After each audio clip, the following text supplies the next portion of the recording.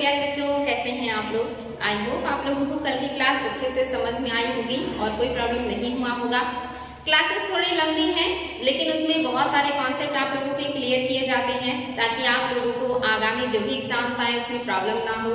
क्योंकि आपको पता होना चाहिए बच्चों, चाहे छोटे एग्जाम्स हो या बड़े एग्जाम्स हो, अब वो जो है कंपटीशन हार्ड होते जा रहा है, टफ होते जा रहा है। जो क्वेश्चंस हैं अब वो डीप आने लगे हैं।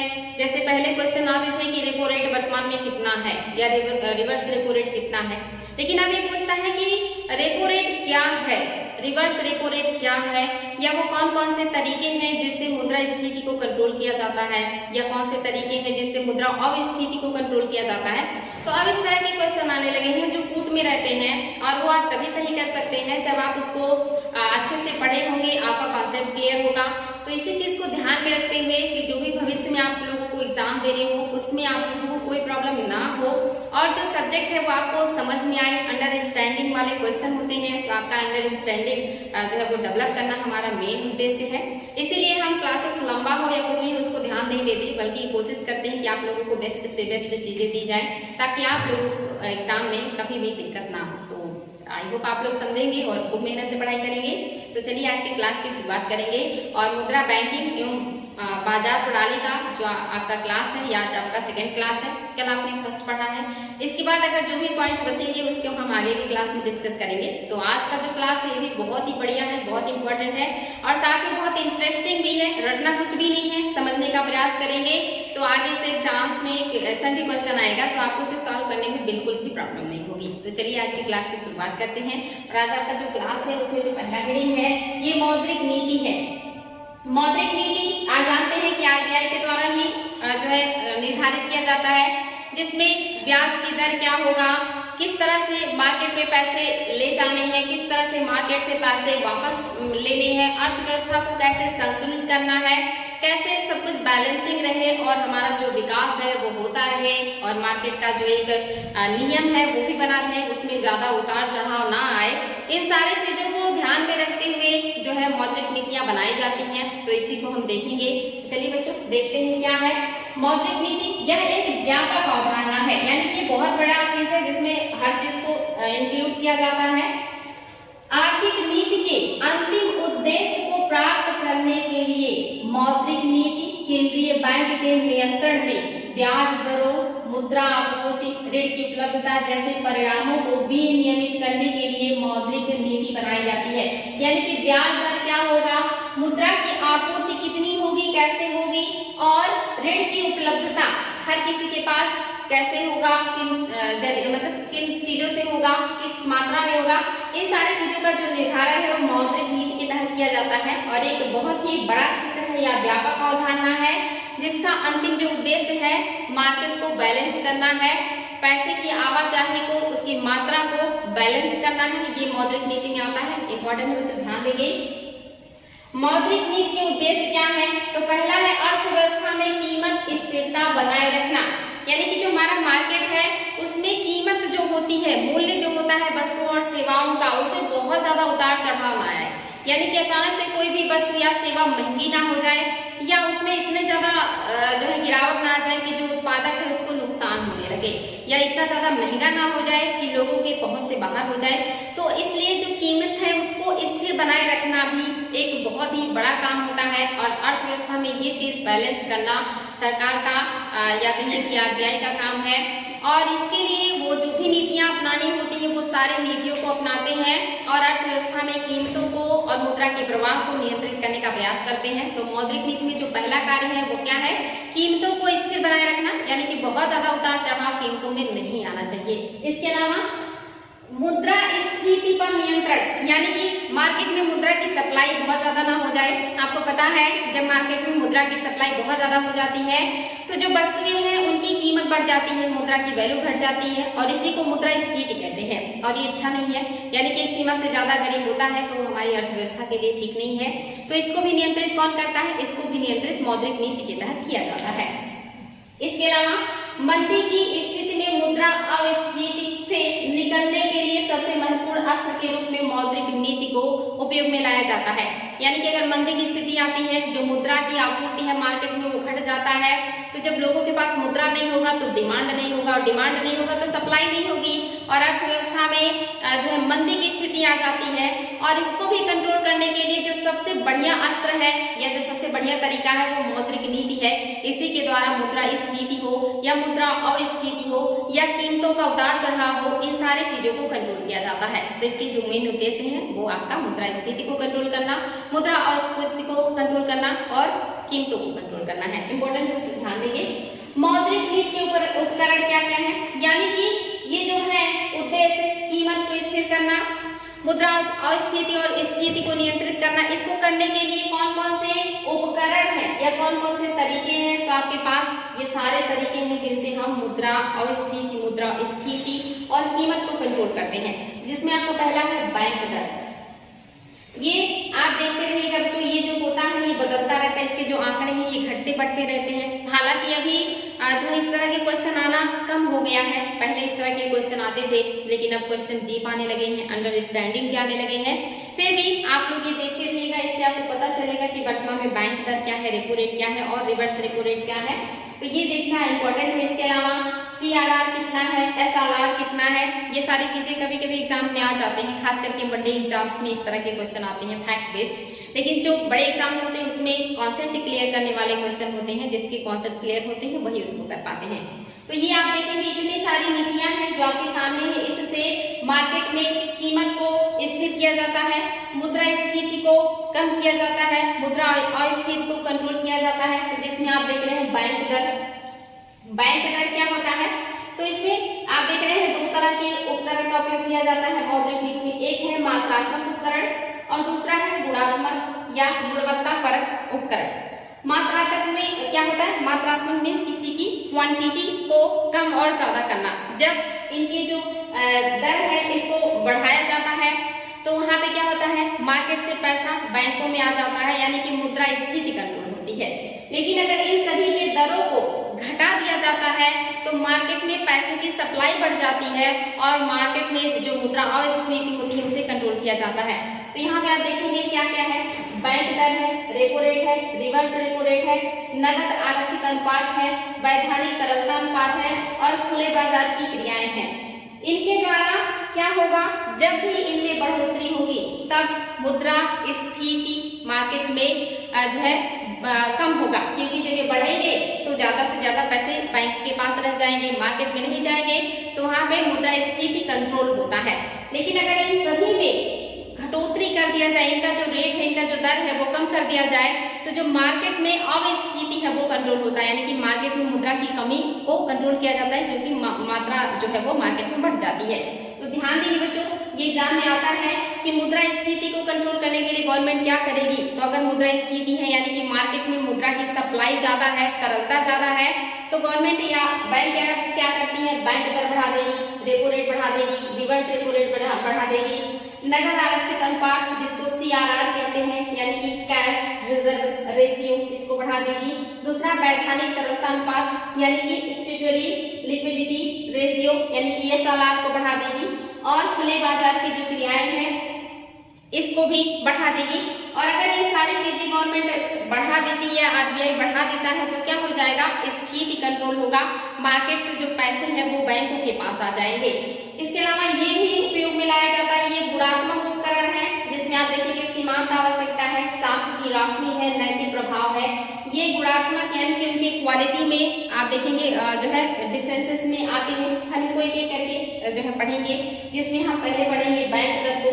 बैंक दर क्या है, बैंक रेट वह दर है जिस पर RBI बिलों या अन्य वाणिज्यिक पत्रों को खरीदने या बदलने का कार्य करती है, यानी कि खरीदने या बेचने का काम करती है, तो उसी को क्या कहेंगे, बैंक दर कहेंगे। यानी कि बैंक दर वह दर है जिस पर RBI वाणिज्यिक बैंकों को दीर्घकालिक ऋण उपलब्ध कराता है।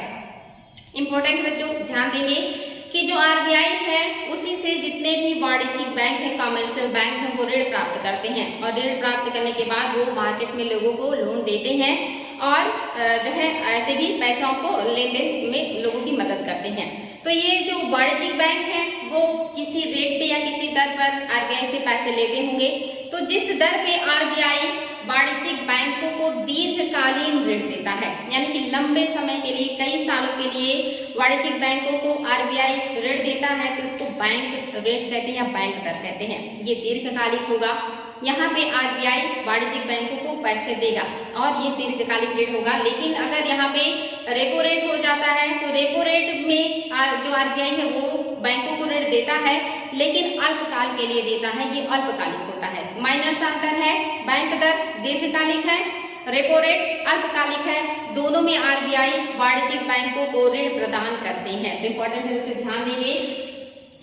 बैंक दर में वृद्धि किया जाएगा तो क्या प्रभाव होगा उसका अर्थव्यवस्था पे, ये चीज बहुत ही बढ़िया है और ये बहुत आसान भी है।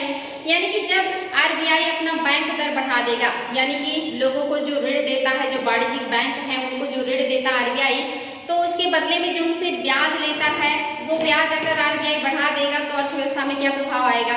तो आपको पता है कि जब आरबीआई ज्यादा ब्याज लेने लगेगा तो जो बैंक है वो आरबीआई से कम पैसे लेंगे, लोन या उधार, और जब आरबीआई से वो कम पैसे प्राप्त करेंगे तो वो उनके यहाँ जो तरलता होगी, जो मुद्रा की मात्रा है वो कम हो जाएगा, और जब उनके पास मुद्रा की मात्रा कम होगी, तरलता कम होगी, तो वो महंगे ऋणों में लोगों को लोन देंगे या पैसा प्रोवाइड करेंगे। और जब वो ऐसा करेंगे तो मार्केट में जो बैंक है या जो कारोबारी है या जो लोग हैं उनके पास पैसे की सप्लाई घट जाएगी, और जब लोगों के पास पैसे नहीं होंगे, कारोबारियों के पास पैसे नहीं होंगे, तो वो निवेश कम करेंगे, या जो परिवार के लोग हैं उनके पास पैसे कम हो जाएंगे तो वो कम सामान खरीदेंगे, कम चीजों को ले आएंगे। तो इससे क्या होगा, मार्केट में पैसे की तरलता घट जाती है, और इससे क्या होता है, जो स्थिति होता है वो कंट्रोल होता है। यानी कि अगर मार्केट में बहुत ज्यादा पैसे की सप्लाई है तो वो घट जाएगी और फिर मुद्रा स्फीति कंट्रोल हो जाएगा। तो बहुत आसान है बच्चों, अगर आरबीआई बैंक रेट बढ़ाता है तो जो वाणिज्यिक बैंक है वो पैसे कम लेंगे आरबीआई से, और फिर वो महंगे ब्याज दरों पे लोगों को पैसे देंगे। लोगों के पास या जो कारोबारी उनके पास पैसे कम होंगे तो वो कम इन्वेस्ट करेंगे, कम सामान खरीदेंगे, जिससे मार्केट में पैसे की जो आवाजाही है वो कम हो जाएगी, और इससे क्या होगा, मुद्रा स्फीति कंट्रोल होता है। तो आरबीआई को मुद्रा स्फीति कंट्रोल करना होगा तो बैंक दर को बढ़ा देगी, और मुद्रा और स्फीति को कंट्रोल करना होगा तो बैंक दर को घटा देगी। तो वही है, यहाँ पे मैंने आपको बताया है, वो सारी चीजें लिखी हैं। साथ ही अगर वो बैंक दर को कम कर देगी तो सेम अपोजिट हो जाएगा, यानी कि आरबीआई बहुत कम ब्याज पर अगर लोगों को पैसे देगी तो उसके पास क्या होगा, लोग ज्यादा से ज्यादा पैसे लेने के लिए आएंगे, यानी कि बहुत बड़ी मात्रा में लोग वहाँ पैसे लेने के लिए आएंगे और ज्यादा पैसे लेकर के जाएंगे, और फिर बैंकों के पास पैसे ज्यादा होंगे, और जब बैंकों के पास पैसे ज्यादा होंगे तो बहुत कम जो है ब्याज पर या सस्ते ब्याज पर लोगों को ऋण प्रोवाइड करेंगे, जिससे जो बिजनेसमैन है, जो कारोबारी है, वो ज्यादा पैसा ले जाएंगे, क्योंकि उन्हें कम ऋण देना है।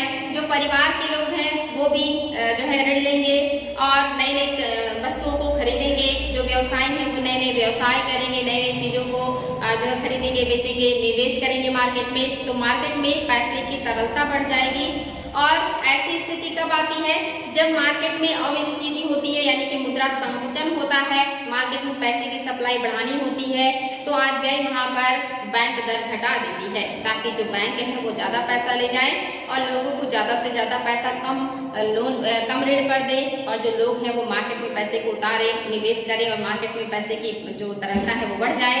तो ऐसे में अविस्फीति कंट्रोल होती है। तो इम्पोर्टेंट बच्चों, बैंक दर बढ़ेगा तो मुद्रा स्फीति कंट्रोल होगी, बैंक दर घटेगा तो मुद्रा अविस्फीति कंट्रोल होगी। बहुत आसान है, आई होप आपको समझ में आया होगा। इसके अलावा और क्या होगा, तो रेपो रेट क्या है। रेपो रेट मैंने बताया कि रेपो रेट में जो आरबीआई है वो वाणिज्यिक बैंकों को अल्पकाल के लिए ऋण प्रोवाइड करता है, यानी कि बहुत कम समय के लिए जो बैंक है वो रेपो रेट के दर पर वाणिज्यिक बैंक जो है वो लेंगे ऋण आरबीआई से। यानी कि आरबीआई दो तरह का ऋण देता है, एक दीर्घकालिक और एक अल्पकालिक। जो दीर्घकालिक देगा वो बैंक दर पे देगा, और जो अल्पकालिक देगा वो रेपो रेट पर देगा। तो रेपो रेट पर ही वाणिज्यिक बैंक लोन लेकर के आएंगे आरबीआई से और अपना काम चलाएंगे। जब ये रेपो रेट को बैंक बढ़ा देगा, यानी कि आरबीआई जब रेपो रेट को बढ़ाएगा, यानी कि ब्याज दर को बढ़ाएगा, अगर उनको अल्पकाल के लिए ऋण चाहिए और उस पर उन्हें महंगा ब्याज देना पड़ेगा आरबीआई को, तो वो क्या करेंगे, कम पैसा लेंगे आरबीआई से। और जब उनके पास पैसा कम होगा और उन्हें महंगे जो है रेट पर पैसा मिलेगा उधार, तो वो क्या करेंगे, वो फिर लोगों को भी उधार महंगे रेट पर देंगे, लोन भी वो लोगों को महंगे रेट पर देंगे। ऐसे में जो लोग हैं, जो छोटे मोटे व्यापारी हैं, जो कारोबारी हैं, वो भी पैसा कम लेंगे बैंक से, और जब वो पैसा कम लेंगे, परिवार के लोग पैसा कम लेंगे, तो निवेश कम करेंगे, सामान की खरीद बिक्री भी कम करेंगे, और ऐसे में मार्केट में क्या होगा, पैसे की सप्लाई घट जाएगी। और अगर उस समय मुद्रास्फीति है मार्केट में, तो मुद्रास्फीति कंट्रोल होता है, तो गवर्नमेंट या जो RBI है वो मुद्रास्फीति को कंट्रोल करने के लिए रेपो रेट को बढ़ा देती है। और सेम अपोजिट होगा, अगर वो रिवर्स जो है रेपो रेट को घटा देगा, तो वहाँ पे अल्पकालिक ऋण बहुत सस्ते में मिलने लगेगा वाणिज्यिक बैंकों को, और वाणिज्यिक बैंक बड़े पैमाने पे पैसा RBI से लेंगे और अपने यहाँ सस्ते दरों पर लोगों को लोन देंगे, लोगों को उधार देंगे, और यहाँ पर जो व्यापारी वर्ग है, जो व्यवसायी वर्ग है, जो लोग हैं, चाहे वो आम लोग हो या बिजनेसमैन हो, वो सारे लोग ज्यादा से ज्यादा पैसा लेकर के जाएंगे और मार्केट में पैसे की जो आवाजाही है वो बढ़ जाएगी, और इससे मुद्रा अस्फीति कंट्रोल होता है। तो भी इम्पोर्टेंट है बच्चों कि बैंक दर हो या रेपो रेट हो, जब ये दोनों बढ़ेंगे तो मुद्रास्फीति कंट्रोल होगा, और जब इन दोनों का दर घटेगा तो मुद्रा अस्फीति कंट्रोल होगा। तो वेरी वेरी इंपॉर्टेंट है, आई होप आपको बहुत अच्छे से समझ में आया होगा। इसके अलावा आपने देख लिया रेपो रेट बढ़ाने पे क्या होगा, रेपो रेट घटाने पे क्या होगा। अब हम देखेंगे reverse repo rate. Reverse repo rate क्या है, तो जो रिवर्स रेपो रेट दर है ये क्या होता है, ये भी RBI से ही जुड़ा हुआ है, लेकिन आपने देखा कि जहाँ पे जो बैंक दर है वो दीर्घकालिक ऋण है, यानी कि जो वाणिज्यिक बैंक है उन्हें अगर लोन लेना है तो उन्हें दीर्घकालिक लोन मिलेगा, और ये RBI से मिलेगा। जो रेपो रेट है इसमें अल्पकालिक ऋण मिलेगा वाणिज्यिक बैंकों को RBI से, और जो रिवर्स रेपो रेट है इसमें क्या होता है, तो यहाँ पे उल्टा हो जाता है, यानी कि जितने भी वाणिज्यिक बैंक हैं अगर उनके पास पैसे ज्यादा हो गए हैं, लोगों ने उनके पास पैसे ज्यादा जमा किए हैं, लोन कम लिया है, तो बैंक के पास पैसे ज्यादा हो जाएंगे। ऐसे में वो उन पैसों को रख के क्या करेगा, तो उसे फायदा लेना चाहेगा, और फायदा लेने के लिए वो क्या करेगा, RBI के पास जाएगा और कहेगा कि हम आपके पास पैसे जमा करने आए हैं अपनी, और उसको जमा करने के एवज में जो RBI जो है उनको जो है RBI से उन्हें जो फायदा प्राप्त होता है वो रिवर्स रेपो रेट कहलाता है। यानी कि जैसे हम अपने पैसे बैंक में जमा करने जाते हैं, तो अगर हम ज्यादा दिनों के लिए जमा करते हैं तो बैंक हमें उस पर कुछ पैसे एक्स्ट्रा देता है और हमें उससे फायदा होता है। इसीलिए हम अपने घर के एक्स्ट्रा पैसों को या जो ज्यादा पैसा होता है उसको लाभ कमाने के लिए बैंक में जमा कर देते हैं। ऐसे ही जो बैंक है उन्हें भी अपने पास जब उनके पास पैसे ज्यादा हो जाते हैं और वो उससे लाभ प्राप्त करना चाहते हैं, यानी कि जो लोग हैं वो ज्यादा मात्रा में आकर के बैंक में पैसा जमा कर दे रहे हैं, फिक्स डिपॉजिट कर रहे हैं, कोई लोन नहीं ले जा रहा है या पैसे नहीं ले जा रहे हैं, तो बैंक के पास पैसे ज्यादा हैं तो वो रख करके उससे कोई फायदा तो है नहीं, तो वो फायदा कमाने के लिए क्या करेगा, रिजर्व बैंक के पास जमा करेगा, और जब वो रिजर्व बैंक के पास जमा करेगा तो रिजर्व बैंक उस पर उसे कुछ जो है एक्स्ट्रा पैसे दे करके वापस करेगा। इसी को रिवर्स रेपो रेट कहते हैं। इसमें वाणिज्यिक बैंकों को फायदा होता है RBI के द्वारा। इसमें भी इम्पोर्टेंट है, जब भी रिवर्स रेपो रेट जो है RBI बढ़ा देगा तो यहाँ पे जो बैंक है उनको ज्यादा फायदा होगा, तो वो क्या करेंगे, बड़े पैमाने पे अपने पैसे को ला करके RBI के पास जमा करना शुरू कर देंगे, क्योंकि उन्हें जमा करने से पैसे ज्यादा मिलने वाले हैं। तो यहाँ पर क्या होगा, मार्केट से जो पैसे हैं वो खींच लिए जाएंगे RBI के द्वारा, पैसे मार्केट में ना जा करके RBI के पास आ जाएंगे, और ऐसे में अगर मुद्रास्फीति है तो वो कंट्रोल हो जाता है। और अगर रिवर्स रेपो रेट को घटा दिया जाता है तो ऐसे में वाणिज्यिक बैंक RBI के पास पैसे जमा करने कम जाएंगे, क्योंकि वहां जमा करने से उन्हें बहुत ज्यादा फायदा नहीं है, बहुत कम जो है दर पर उनको ब्याज मिलेगा, उनके जमा पूंजी पर RBI बहुत कम पैसा देगा। तो ऐसे में वो सोचेंगे कि जो हमारा पैसा है वो ज्यादा से ज्यादा मार्केट में जाए, लोगों के पास जाए, और उन्हें वो ज्यादा ब्याज पर पैसे देंगे तो उन्हें ज्यादा फायदा होगा, तो वो RBI के पास जमा नहीं करना चाहेंगे। और ऐसे में क्या होगा, जो पैसा है वो मार्केट में आएगा और तरलता बढ़ जाएगी, और इससे मुद्रा अस्फीति कंट्रोल होता है। तो इम्पोर्टेंट है बच्चों, बहुत ही जो है आसान है, जब भी इनकी जो कीमतें हैं या जो दर है वो बढ़ेंगे तो मार्केट से पैसा खींचेगा, और अगर इनकी दर जो है वो घटेंगे तो मार्केट में पैसे सप्लाई होंगे, और इन्हीं के द्वारा जो गवर्नमेंट है वो मुद्रा अस्फीति और कीमतों को नियंत्रित करती है। इम्पोर्टेंट है, ये तो थी आपकी मेन 3 चीजें। इसके अलावा हम CRR और SLR को भी देखते हैं कि क्या है ये।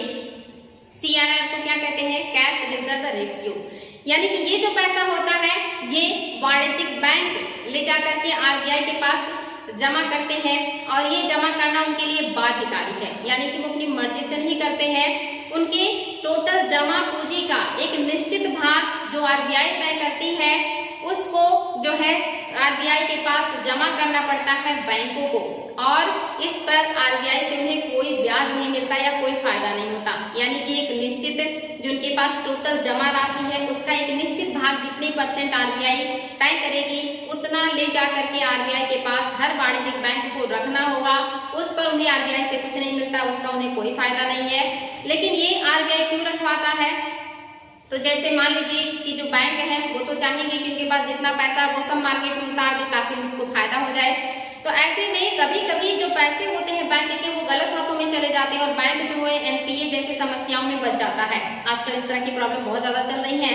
तो एनपीए को आप लोग आई होप समझ रहे होंगे कि यहाँ पर जो पैसे बैंक दे देता है किसी को उधार और वो पैसे उसे वापस नहीं मिलते तो वो एनपीए में चले जाते हैं, उसको नुकसान हो जाता है बैंक को। तो ऐसे में बैंक टूट ना जाए, वो पूरी तरह से दिवालिया ना हो जाए, इसलिए जो आरबीआई उसके ऊपर बाध्यकारी करती है कि आप अपने टोटल जमा का कुछ हिस्सा हमारे पास जमा रखिए, जब आपको मुसीबत होगी या जब कोई प्रॉब्लम होगी तो ये पैसे हम आपको वापस दे देंगे। तो ये जमा करना पड़ता है बैंकों को आरबीआई के पास, जिससे बैंकों को कोई फायदा नहीं होता। इसलिए जब भी जो गवर्नमेंट है वो सीआरआर की मात्रा बढ़ा देती है तो जो बैंक है उनको अपनी जमा पूंजी का एक बड़ा हिस्सा आरबीआई के पास जमा कर देना पड़ता है, जिससे उनको कोई फायदा नहीं होता है। और ऐसे में जब उनके पास पैसा कम होगा यानी कि बैंक अपना एक बड़ा हिस्सा आरबीआई के पास आरआर जो है सीआरआर के रूप में जमा कर देंगे, कैश रिजर्व रेशियो के रूप में जमा कर देंगे, तो उनके पास पैसे कम हो जाएंगे और फिर वो लोगों को महंगे जो है ब्याज पर ऋण देंगे और ऐसे में लोग कम पैसा ले जाएंगे बैंक से और मार्केट में तरलता जो है वो कम हो जाएगी। तो जब भी बैंक दर बढ़ेगा, रेपो रेट बढ़ेगा, रिवर्स रेपो रेट बढ़ेगा या सीआरआर बढ़ेगा तो मुद्रास्फीति कंट्रोल होगी, मार्केट में पैसे की सप्लाई कम हो जाएगी। याद रखेंगे ये कैश के रूप में रखा जाता है, कैश रिजर्व रेशियो है, ये आरबीआई के पास कैश के रूप में होगा और ये बैंकों के टोटल जमा का एक निश्चित अनुपात होगा। ये निश्चित अनुपात घटता बढ़ता रहता है, इसको आरबीआई ही तय करता है कि कब कितना होगा। यानी कि ये सारी चीजें तय करने का जो अधिकार है वो आरबीआई को है और वो इन अर्थव्यवस्थाओं में मुद्रास्फीति और स्फीति और कीमत को कंट्रोल करने के लिए इन सारी चीजों को घटाता बढ़ाता रहता है समय समय पर। इसीलिए हमें इससे अपडेट होना पड़ता है बार बार कि इस समय रिवर्स रेपो रेट कितना है, रेपो रेट कितना है, बैंक दर कितना है, सीआरआर कितना है, एसएलआर कितना है। बहुत आसान है बच्चों, अगर आप इन सारी चीजों से अपडेट रहते हैं तो आप लोगों को एग्जाम में क्वेश्चन हल करने में बिल्कुल भी प्रॉब्लम नहीं होगा। तो आई होप आप लोगों को सीआरआर समझ में आया होगा, कैश रिजर्व रेशियो समझ में आ गया होगा। अब दूसरा देखते हैं एसएलआर यानी कि सांविधिक तरलता अनुपात। ये क्या है? तो आपने जहां देखा कि जो रिजर्व मतलब कैश रिजर्व रेशियो है जो कैश के रूप में होता है, ये आरबीआई के पास बैंक जमा करते हैं अपने टोटल जो जमा का है उसका एक निश्चित भाग। वही जो सीएलआर है इसमें क्या होता है कि टोटल जमा का एक निश्चित भाग जो बैंक होंगे वो अपने पास ही रखेंगे, ये भी आरबीआई ही तय करता है। और वो ये भी जो है बैंकों को बैकअप देने के लिए या उन्हें दिवालिया होने से बचाने के लिए आरबीआई उनके ऊपर बाध्यकारी रूप से ये सारी चीजें लागू करता है कि आपको ऐसा करना ही पड़ेगा, बैंक इसके खिलाफ नहीं जा सकते। यानी कि उन्हें अगर बैंक चलानी है तो एक रिजर्व उन्हें आरबीआई के पास भी रखना होगा और एक रिजर्व उन्हें अपने पास भी रखना होगा। कभी अगर उनके ऊपर प्रॉब्लम होती है या पैसे की कमी होती है तो वो उसका उपयोग करेंगे ऐसे टाइम में। तो जो सीएलआर होगा ये बैंक अपने पास खुद रखेंगे, सारे वाणिज्यिक बैंक अपने पास रखेंगे और ये जो होगा ये कैश के रूप में भी हो सकता है, ये सोने के रूप में भी हो सकता है, ये सरकारी प्रतिभूतियों के रूप में भी हो सकता है। तो ये आप इसको कंफ्यूज मत होइएगा कि जो कैश रिजर्व रेशियो होगा वो पूरी तरह कैश में होगा यानी कि मुद्रा में होगा, लेकिन जो सीएलआर है जो बैंक अपने पास रखेंगे ये वो सोने के रूप में भी रख सकते हैं, ये पैसे के रूप में भी रख सकते हैं और ये सरकारी प्रतिभूतियों के रूप में भी रख सकते हैं। और ये भी निश्चित आरबीआई भी करता है, ये भी घटता बढ़ता रहता है। और इसमें भी जब बढ़ोतरी करेंगे यानी कि बैंकों के पास जितना पैसा है उसका एक निश्चित अनुपात अगर बढ़ा दिया जाए तो ज्यादा से ज्यादा पैसा उन्हें रिजर्व रूप में रखना होगा, तो उनके पास पैसे कम हो जाएंगे तो वो मार्केट में फिर महंगे ब्याज पे जो है लोगों को लोन देंगे तो लोग पैसे कम ले जाएंगे, कम निवेश होगा, कम इन्वेस्ट होगा, लोग कम खरीद फरोख्त करेंगे तो मार्केट में पैसे की सप्लाई घटेगी। तो ऐसे में मुद्रास्फीति कंट्रोल हो जाता है। और अगर इसका दर घटा दिया जाता है तो बैंक एक बहुत छोटा अमाउंट रख के बाकी सारा खर्चा करेंगे। तो ऐसे में जो मार्केट में है मुद्रा की सप्लाई बढ़ेगा और मुद्रा की जो अस्थिति है वो कंट्रोल होता है। तो जितनी भी चीजें मैंने आपको बताई हैं, 5 चीजें बताई हैं, रेपो रेट बताया, रिवर्स रेपो रेट बताया, बैंक दर बताया, SLR बताया, CRR बताया, ये सारी चीजें अगर बैंक बढ़ाता है तो यानी कि RBI बढ़ाता है तो मुद्रा की जो मार्केट में सप्लाई है वो घट जाएगी और जब मुद्रा की सप्लाई घटेगी तो मुद्रास्फीति कंट्रोल होगा। लेकिन इन 5 चीजों को अगर RBI घटा देती है तो मुद्रा की जो सप्लाई है वो मार्केट में बढ़ जाएगी और जब ये बढ़ेगी तो मुद्रा अस्फीति कंट्रोल होगा। अस्फीति का मतलब मुद्रा संकुचन, मुद्रा की कमी है मार्केट में। ऐसे में जब ये सारी चीजें घटा दी जाएंगी तो जो बैंक है वो ज्यादा से ज्यादा पैसे मार्केट में उतारेंगे या लोगों के पास पैसे ज्यादा आएंगे और फिर वो मार्केट में आएंगे और फिर तरलता बढ़ेगी और ऐसे में जो मुद्रा अस्फीति है वो कंट्रोल हो जाती है। तो ये सारी चीजें RBI क्या करता है, अपने मौद्रिक नीति में एक उपकरण के रूप में या एक हथियार के रूप में जो है उपयोग में लाता हो। आई होप आप लोगों को प्रॉब्लम नहीं होना चाहिए कि बैंक दर क्या है, रेपो रेट क्या है, रिवर्स रेपो रेट क्या है, CLR क्या है, ऐसा CRR क्या है और SLR क्या है। तो माइनर सा अंतर है बच्चों, है कुछ भी नहीं। आई होप आज के बाद आप लोगों को इसमें कंफ्यूजन नहीं होगा, आई होप समझ में आया होगा। चलिए आगे बढ़ते हैं और भी देखते हैं। तो ये सारी चीजें मैंने बताई हैं आपको। रिवर्स रेपो रेट घटाने का क्या नतीजा होगा, बढ़ाने का क्या नतीजा होगा। इसके अलावा नगद आरक्षित अनुपात CRR क्या है, उसको बढ़ाएगा बैंक तो क्या नतीजे आएंगे, उसको घटाएगा तो क्या नतीजे आएंगे, सब मैंने बता दिया आपको। वैधानिक सामग्री तरलता अनुपात यानी कि SLR क्या है और इसमें अगर बढ़ोतरी की जाएगी तो क्या नतीजा आएगा और अगर घटाएंगे तो क्या प्रॉब्लम होगी या क्या उसका रिजल्ट आएगा। ये सारी चीजें क्लियर हो गई होंगी। इसके अलावा जो बचा है खुले बाजार की क्रिया। खुले बाजार की क्रिया क्या है, यानी कि RBI जब भी ओपन मार्केट, खुले बाजार का मतलब होता है ओपन मार्केट में सरकारी प्रतिभूतियों, ट्रेजरी बिल्स या अन्य स्वीकृत विपत्रों का क्रय विक्रय करता है तो इसी को खुला मार्केट या ओपन मार्केट जो है क्रियाएं कहते हैं।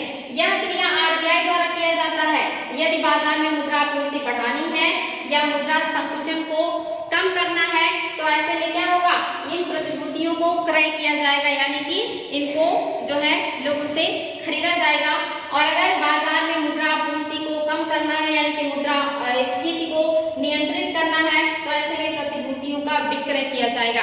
इसको हम आपको अपनी भाषा में समझा देते हैं कि ओपन मार्केट क्या है। यहाँ पे जो RBI और जो सरकार है ये दोनों लोग मिल करके काम करते हैं। यहाँ पर जो RBI है वो गवर्नमेंट के एजेंट के रूप में काम करती है और जो गवर्नमेंट की प्रतिभूतियां होती हैं, जो ट्रेजरी बिल्स होते हैं, ये क्या होते हैं, ये एक तरह के चेक की तरह होते हैं। अगर जैसे लोग इन्वेस्ट करते हैं मार्केट में या किसी बिजनेस में तो वहाँ उनको शेयर मिलता है और उस शेयर को जब वो बेचते हैं तो उन्हें पैसा मिलता है। ऐसे जो गवर्नमेंट है ये अपनी प्रतिभूतियों को या अपने बिल्स को बेचती है मार्केट में और उसको जो खरीदता है उस पर कभी कभी ये होता है कि जब खरीदेंगे तभी आपको फायदा मिल जाएगा और कभी कभी ऐसा होता है कि उसको खरीदने के बाद एक टाइम के बाद जब उसे वापस करने का टाइम आएगा और जब आप उसे वापस करेंगे तो जितने भी वो बिल खरीदे रहेंगे उससे ज्यादा पैसे आपको वापस मिलेंगे। तो इसीलिए लोगों को फायदा होता है, जो लोग हैं वो इन बिल्स को खरीदते हैं क्योंकि ये गवर्नमेंट के द्वारा जारी की जाती है। तो इसमें धोखाधड़ी की कोई गुंजाइश नहीं होती या पैसे डूबने का बिल्कुल भी खर्चा नहीं होता।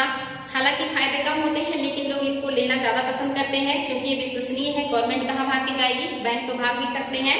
तो ऐसे बिल्स को लोग खरीदते हैं। अगर वो बिल्स वो खरीदेंगे, जब से सरकार को पैसे की ज्यादा जरूरत होती है तो वो अपने बिल्स को बेच करके लोगों से पैसा प्राप्त कर लेती है और एक निश्चित टाइम के बाद उस बिल्स को लोगों से वापस प्राप्त करके उनको पैसा थोड़ा ज्यादा मात्रा में बढ़ा के दे देती है, जिससे लोगों को फायदा हो जाता है और तत्कालीन गवर्नमेंट का काम हो जाता है। तो ये जो बिल्स हैं इनको ओपन मार्केट में RBI के द्वारा बेचा जाता है। जब ये क्रय किया जाएगा यानी कि लोगों से इसको खरीदा जाएगा तो ऐसे में क्या होगा, यानी कि जो बिल्स हैं उनको लोगों से खरीदा जाएगा तो उनको पैसे ज्यादा बढ़ा के दिए जाएंगे तो लोगों के पास पैसे ज्यादा जाएंगे। अब जब लोगों के पास पैसे ज्यादा जाएंगे या जो वाणिज्यिक बैंक है वो भी इस तरह के बिल्स खरीदते हैं, अपने पास SLR के रूप में रखते हैं, तो उनसे जब ये प्रतिभूतियां RBI खरीदेगी जो गवर्नमेंट द्वारा जारी की गई है तो उसके बदले में लोगों को पैसा देगी और उस पर बढ़ा के पैसा देगी और जब ये पैसा मार्केट में जाएगा तो तरलता बढ़ेगी और जब तरलता बढ़ेगा तो क्या होगा, मुद्रा अस्फीति कंट्रोल होगा। लेकिन कभी कभी क्या होता है, मार्केट में पैसे ज्यादा हो गए हैं और ऐसे में मार्केट से पैसे वापस प्राप्त करने हैं ताकि जो मुद्रा स्फीति है वो कंट्रोल किया जा सके।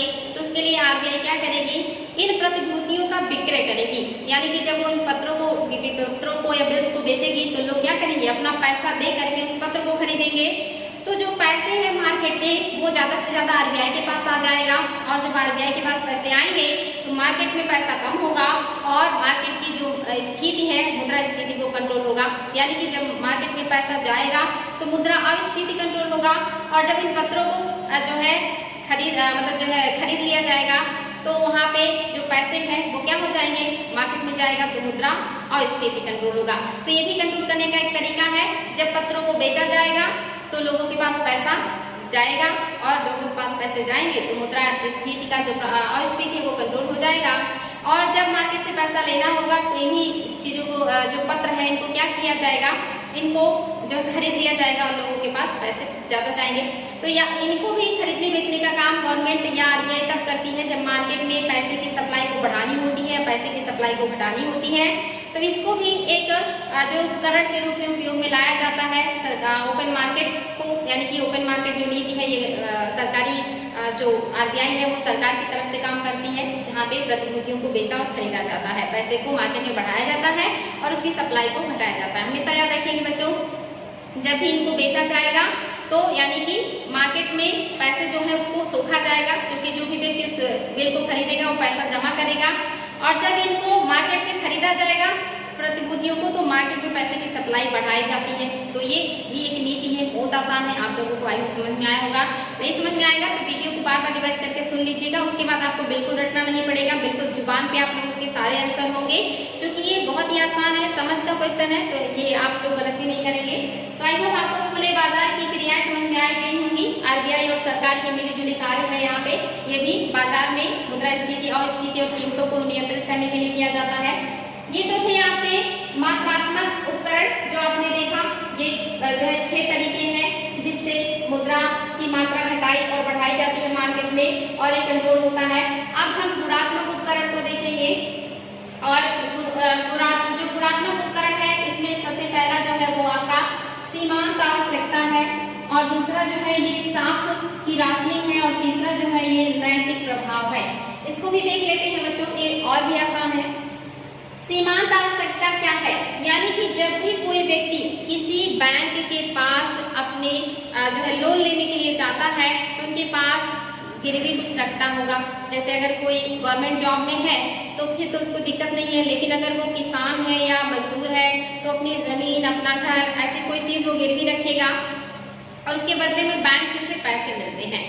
तो आपको पता होना चाहिए कि जो बैंक जितना पैसा देता है उस व्यक्ति को, उसके पास जो गिरवी रखी जाती है बस उसकी कीमत हमेशा ज्यादा होती है, तभी जो बैंक है वो सिक्योर होता है और अपने पैसे देता है, क्योंकि अगर वो पैसे डूब गए तो ताकि उस संपत्ति को बेच करके उसे अपना पैसा अधिकतम प्राप्त हो सके। तो इसीलिए जो लोग गिरवी रखते हैं उसका रेट ज्यादा होता है या उसकी कीमत ज्यादा होती है अपेक्षाकृत जितना वो बैंक से प्राप्त कर रहे हैं। यानी कि जो गिरवी रखी हुई वस्तु है वो और जो हम बैंक से ले रहे हैं लोन वो, उन दोनों के बीच जो अंतर है, एक ज्यादा है और एक कम है, तो इन दोनों के बीच जो डिफरेंसेस है, जो अंतर है, इसी को क्या कहते हैं, इसी को कहते हैं सीमांत आवश्यकता। सीमांत आवश्यकता याद रखिए बच्चों, जो गिरवी रखी गई चीज है उसकी कीमत अधिक होगी अपेक्षाकृत जो पैसे हम बैंक से लेंगे, और उन दोनों के बीच जो अनुपात आ रहा है, अंतर आ रहा है, उसी को कहते हैं सीमांत आवश्यकता। और आपको पता होना चाहिए कि ये भी गवर्नमेंट क्यों करती है, ये भी मार्केट में पैसे के जो है कंट्रोल करने के लिए करती है। यानी कि जब भी वो इस चीज को बढ़ा देगी, सीमांत आवश्यकता को बढ़ा देगी, यानी कि आपको लोन लेना है तो आपको ज्यादा से ज्यादा कीमती चीजें गिरवी रखनी होगी तभी आपको लोन मिलेगा।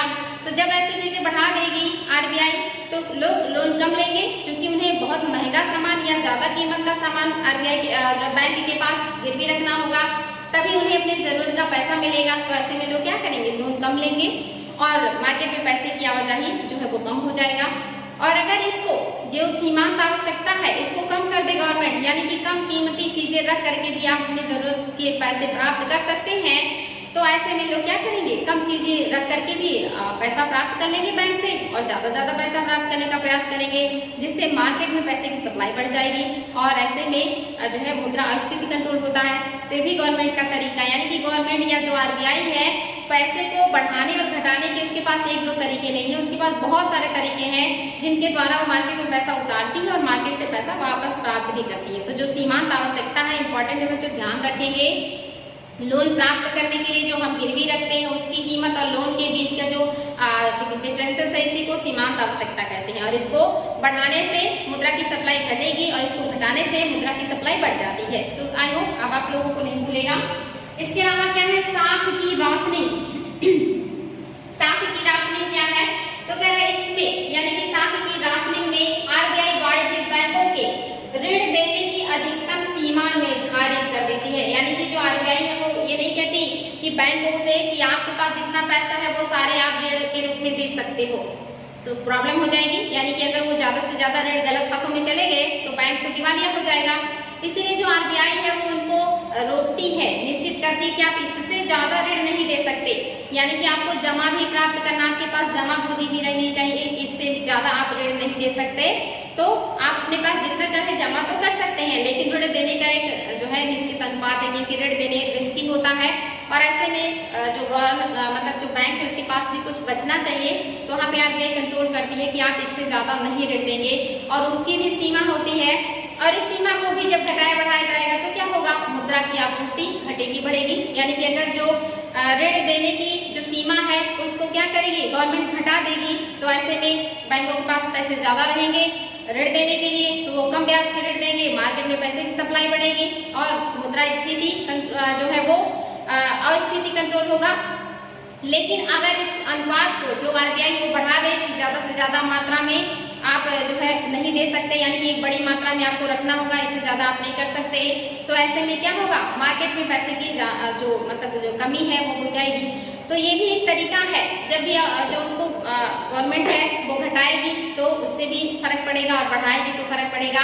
एक निश्चित अनुपात है जिससे ज्यादा जो बैंक है वो लोगों को लोन नहीं दे सकते।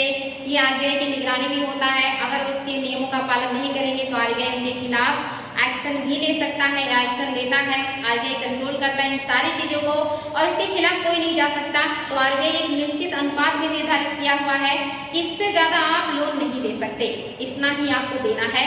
तो ये क्या कहलाता है, ये साख की राशनिंग कहलाती है। इसके अलावा आरबीआई कहता है कि जितना आप लोन दे रहे हैं, अगर आप 100% लोगों को लोन दे रहे हैं तो उसमें से 40% लोन आपको प्राथमिक क्षेत्र में देना होगा, जो प्राथमिकता प्राप्त क्षेत्र है उनको देना होगा। और उस प्राथमिकता प्राप्त क्षेत्रों में 18% लोन आपको कृषि क्षेत्र में देना होगा। ये बैंकों के लिए बाध्यकारी है, क्योंकि जो बैंक है वो ज्यादातर पैसे बिजनेसमैन या ऐसे लोगों को देते हैं जहां से उन्हें ज्यादा लाभ प्राप्त हो। जो प्राथमिकता प्राप्त क्षेत्र है वो जैसे आप देखेंगे कृषि है और दूसरे क्षेत्र है जो एमएसएमई है या और छोटे मोटे कारोबारी है, ऐसे लोगों को ऋण आसानी से नहीं मिलता है। तो इसीलिए जो आरबीआई उन्होंने बाध्यकारी कर दिया वाणिज्यिक बैंकों के ऊपर कि आप टोटल जितना 100% लोन दे रहे हैं उसका 40% लोन आप प्राथमिकता प्राप्त क्षेत्रों को देंगे और उस 40% में से जो प्राथमिकता प्राप्त क्षेत्र को जाएगा उसका 18% कृषि क्षेत्र में देना अनिवार्य कर दिया गया है बैंकों के लिए। इसीलिए अब लोन लेना थोड़ा आसान हो गया है किसानों के लिए और बाकी छोटे मोटे कारोबारियों के लिए। नहीं तो जो बैंक है वो ज्यादातर बड़े बिजनेसमैन या बड़े कारोबारियों को भी लोन देना पसंद करते हैं। तो याद रखिए बच्चों, ये क्या है, ये आरबीआई के द्वारा निश्चित किया गया अनुपात है कि कितने अनुपात तक आप ऋण दे सकते हैं। उसमें से 40% प्राथमिकता प्राप्त क्षेत्र को देंगे और उस 40% में से 18% आप कृषि क्षेत्र को देंगे। और जब इसको घटाया और बढ़ाया जाएगा तो मार्केट में क्या होगा, पैसे की आवाजाही में डिफरेंसेस आएंगे। अगर इसकी मात्रा घटेगी तो पैसे का जो है मात्रा मार्केट में बढ़ेगा और इसकी जो मात्रा है वो जब बढ़ा दी जाएगी तो मार्केट में पैसे की जो मात्रा है वो घट जाएगी। तो इम्पोर्टेंट बच्चों ध्यान देंगे। इसके अलावा और क्या करती है जो आरबीआई है, क्या करेगी, नैतिक प्रभाव। इसके अलावा एक और तरीका है जिसके द्वारा आरबीआई जो मतलब जितने भी बैंक हैं उनको कंट्रोल करती है, उनको जो है संभालती है। तो ये नैतिक प्रभाव यानी कि क्या करेगी वहाँ पे, यहाँ पे आरबीआई यहाँ नैतिक प्रभाव में आरबीआई द्वारा अन्य वाणिज्यिक बैंकों से या सभी वाणिज्यिक बैंकों से नीतियों का अनुपालन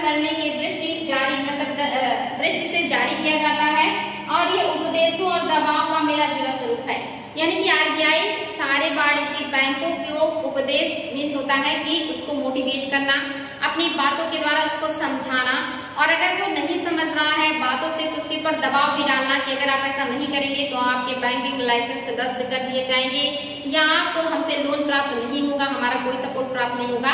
तो यहाँ पे प्यार से भी आरबीआई समझाती है, और अगर कोई बैंक नहीं समझता उसके बाद भी उसके ऊपर दबाव भी डालती है, यानी कि उसको जो है डांट और फटकार भी लगाती है।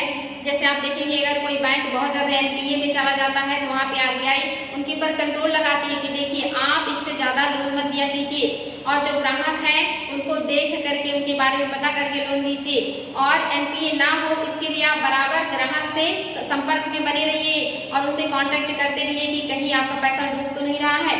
ये जो है आरबीआई समझाती है, तो इस तरह की बातें करती है बैंकों से। लेकिन अगर बैंक बार बार इस तरह की गलती कर रहा है, एनपीए बढ़ता जा रहा है, तो वहाँ पे आरबीआई उनको दबाव बनाती है कि अगर आपने हमारी बात आगे से नहीं मानी जो हमने आपको बताया है तो आपको हमसे ऋण प्राप्त नहीं होगा, या आपके जो लाइसेंस है वो रद्द किए जाएंगे, या जो भी आरबीआई की तरफ से सपोर्ट मिलता है वो नहीं मिलेगा।